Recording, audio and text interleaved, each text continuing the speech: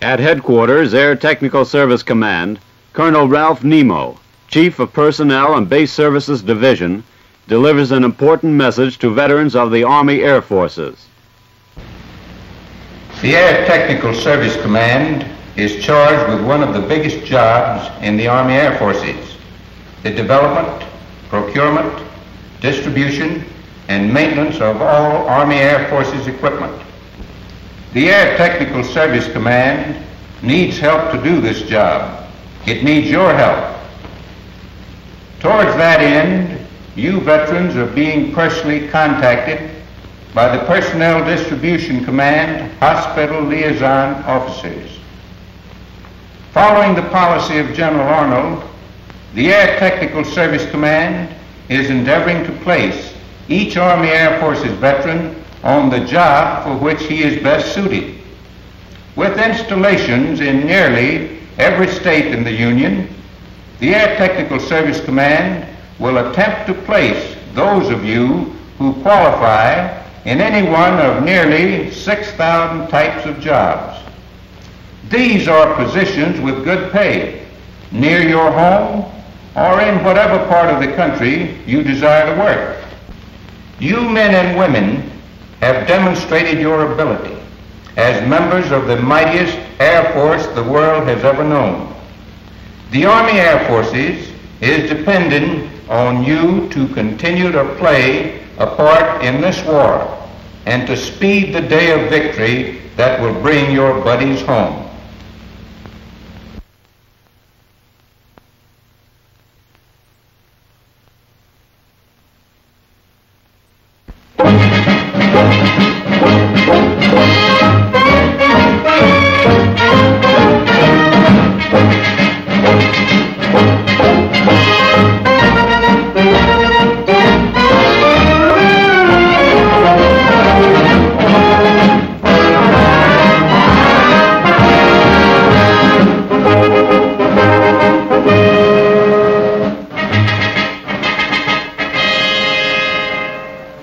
In August 1909, the first Air Corps in the world was created by the United States Army with the purchase of one of the earliest Wright brothers heavier-than aircraft.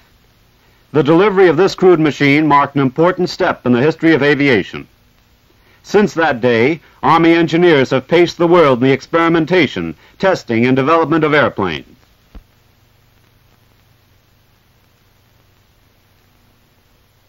The Air Technical Service Command, with its headquarters at Wright Field, Ohio, has played a major role in building the world's greatest Air Force. This mighty organization is responsible for design, procurement, distribution, and maintenance of all AAF equipment, from the smallest bolt to the biggest bomber. Besides all types of aircraft, this includes nearly 500,000 separate items of equipment. Here is one of the chief supply and representative air bases for the AAF. Huge warehouses surround the field and house the ever-increasing flow of material and supplies. Thousands of workers from all walks of life share this tremendous task of maintenance and supply. Freight carriers and combat fighters, destined for ports of embarkation to the battlefronts of the world, pass through its depots daily. The Air Technical Service Command procures and delivers all Air Force's materiel. They are also responsible for maintenance and repair of all Army aircraft. This already vast organization is expanding daily to meet increasing demands from its widespread tributaries. Through the years, the foremost aeronautical engineers in the country have been associated with the Air Technical Service Command. Under their direction and with the aid of skilled technicians and mechanics, airplanes are developed, improved, and simplified to speed production lines. The arrival and departure of so many test and experimental flights makes Wright Field one of the busiest airfields in the country. This big B-17E flying fortress is making a perfect landing. One of the outstanding features of Wright Field is this giant wind tunnel, one of the largest in the world. Here wing sections, fuselages, and tail assemblies undergo high-speed tests, equivalent to 400 and 500 miles per hour in actual flight. Here is a test showing the airflow over an accurate model of a wing. Under the heavy stress and strain of high-speed maneuvering, the airflow and lift of the wings and tail section are studied. During certain maneuvers, the tufts indicate the turbulence on the wing surface. They should smooth out as the airplane levels off. Innumerable tests like these have helped to achieve the high-speed maneuverability that is so essential in aerial warfare today. One of the most vital and sensitive parts of the modern airplane is the propeller. Endless research is carried on to attain perfection under all kinds of flying conditions. To achieve endurance, perfect balance and symmetry are necessary. Propellers must be built to utmost strength and still be delicate enough to react to subtle tests like this. The variable pitch propeller has helped conquer the higher altitudes of 40,000 feet or over. Utmost efficiency can now be achieved at all speeds and highest levels. On specially designed torque stands, running tests are made to determine operating efficiency and horsepower on all types of aircraft engines. Actual flying conditions are simulated by changing propeller pitch, fuel mixtures, and engine speed. High on rigid concrete blocks, the propeller is put to the real test. Hour after hour, day after day, they undergo this endless grind.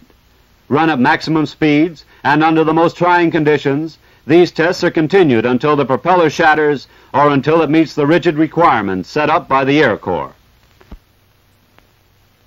The propellers are subjected to simulated bad weather conditions, such as heavy rain, sleet, and ice accumulations.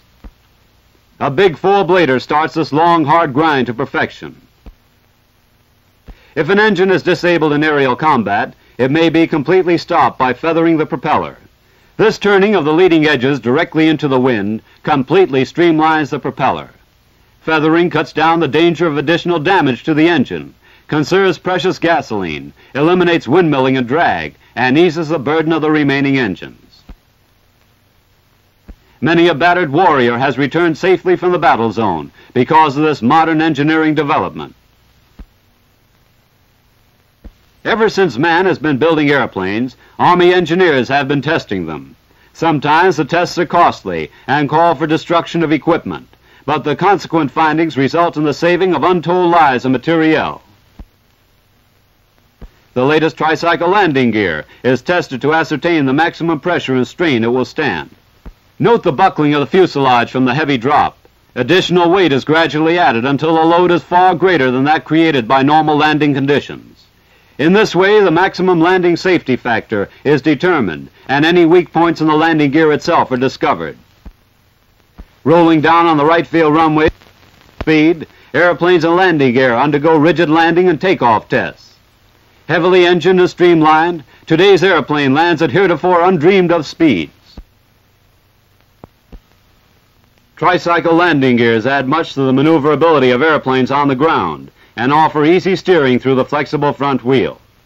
On the takeoff, the airplane is in a flying position at all times, thus eliminating the raising of the tail just before leaving the ground. Hydraulic control has been one of the greatest fields of development. Landing wheels are thus controlled to ensure maximum efficiency. Wing landing flaps, which must resist strong pressure, are also best controlled hydraulically. The hydraulic system applies to brakes and many of the flying instruments. Bomb bay doors open their gaping mouths with the aid of hydraulic oil pressure. These oil lines run throughout the length and breadth of modern airplanes, forming intricate patterns. To ensure the strongest pipes and connection fittings, Air Corps engineers have devised testing apparatus like this. Oil line systems can withstand pressure of over 6,000 pounds per square inch. Here the connection itself is stronger than the original pipe. In order to study and test the reactions of men, materiel, and fluid to the light pressure and thin air of newly conquered altitudes, a high-altitude chamber was devised and installed at Wright Field. At the turning of a knob, persons inside the steel-banded airtight compartment can be projected into atmospheric conditions of 30, 40, or 50,000 feet altitudes and over. Their reactions can be studied through the windows in the compartment. Here is what happens when a human being is not supplied with sufficient oxygen under rarefied atmospheric conditions. To compare reflex action, the two men play cards. One of them will wear a mask and receive the additional oxygen necessary to maintain the proper balance. A twist of the dials and off they go on their simulated flight. The pressure inside the chamber changes with the corresponding rise in altitudes. Inside the chamber, the one oxygen supply is adjusted to the rare atmosphere. As the pressure and oxygen gradually decrease, the reflex action becomes slower, and more oxygen is needed as higher altitudes are attained. Without enough oxygen, this man gradually loses control of his reflexes. His head weaves from side to side as the blackness due to insufficient oxygen rises to his brain.